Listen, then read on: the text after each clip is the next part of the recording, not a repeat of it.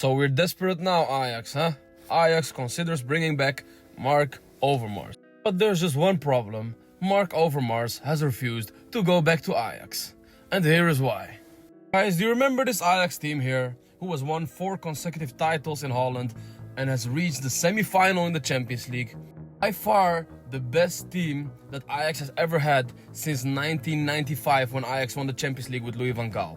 Also led by Erik ten Hag and directed by Overmars and Van der Sar. So this genius here was one of the reasons Ajax was able to go back to glory. But there was just one problem.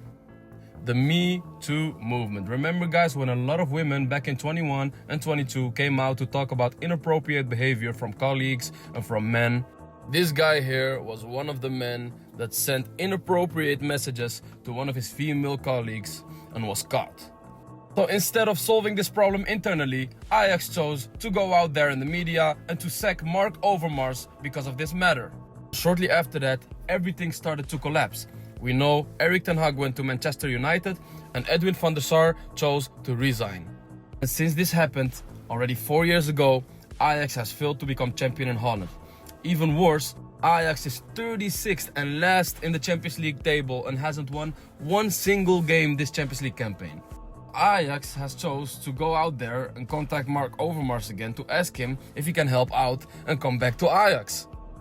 But Marc Overmars refuses. And he's completely right. He feels like Ajax turned their back against him. And he's completely right.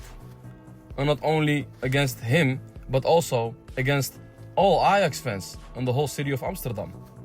This guy, together with Erik ten Hag and Edwin van der Sar, made sure that Champions League football came back to Amsterdam. Not only Champions League football, but a semi-final. A feeling of a little bit of glory from back then, what we had in the 90s. And exactly at the peak of this glory that this guy made sure that came back in Amsterdam, they sacked him because of this reason. Something that could be solved internally.